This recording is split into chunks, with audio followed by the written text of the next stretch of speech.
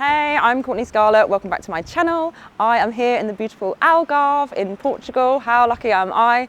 I'm here with BMW, and the last 2 days we've been riding the brand new R12 and the R12 nineT.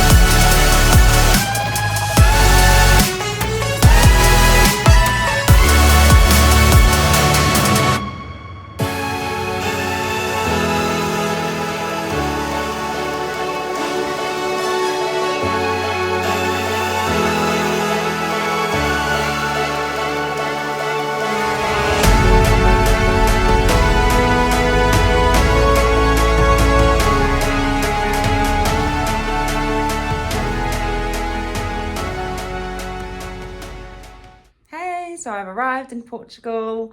Unfortunately, my bags have not. So I'm here on an amazing trip with BMW. I'm here in this beautiful hotel room and currently trying on some BMW kit that someone is kindly lending me and hoping that it will fit so I can go out on a ride today. Okay, so 2 new heritage bikes from BMW. We've got their R12, which is their new cruiser, and the R12 nineT, which is their new addition to their lineup, replacing the R9T, and that is their new roadster. So let's hit the road and see what they're like.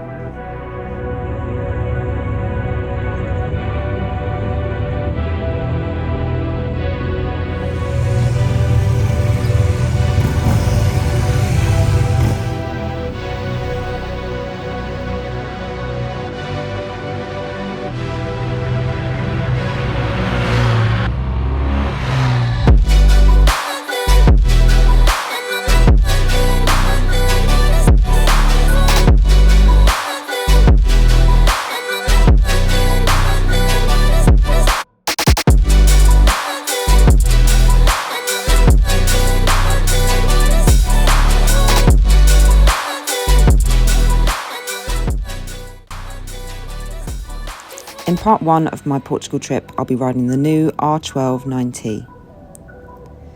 So this new roadster from the BMW Heritage Collection replaces the old R9T. It's got the same air-cooled boxer engine, but with a new much lighter chassis and upgraded tech.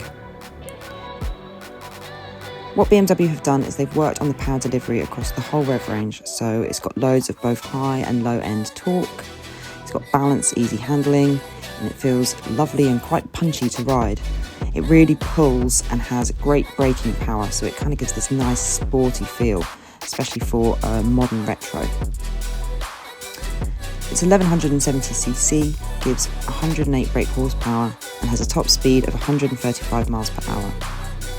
It's got 3 riding modes: rain, road and dynamic. Traction control and ABS are standard, with a quick shifter as an optional extra.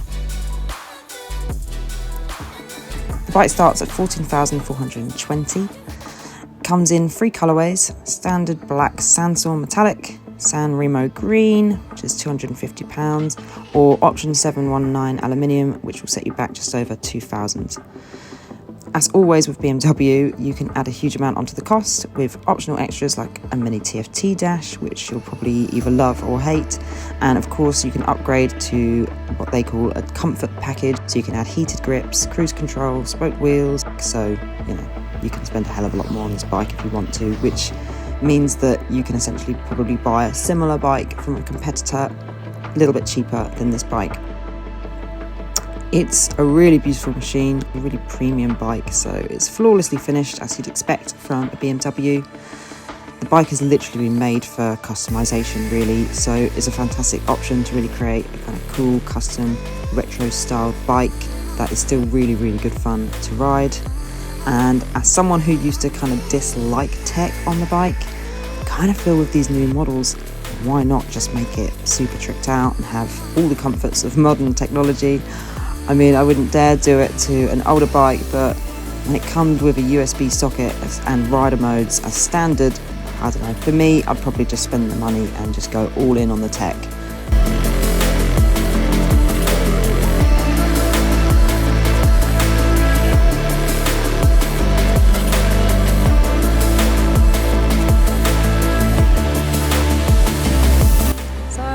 Back after day one at borrow kit from a couple of the lovely ladies that work for BMW, so they've kitted me out, so it's allowed me to actually at least go out on a ride today. So I guess it could have been worse, it could have been much worse. I could have just been, well, I say that, we would have just been sat around the pool all day, so I suppose it wouldn't have been that much worse.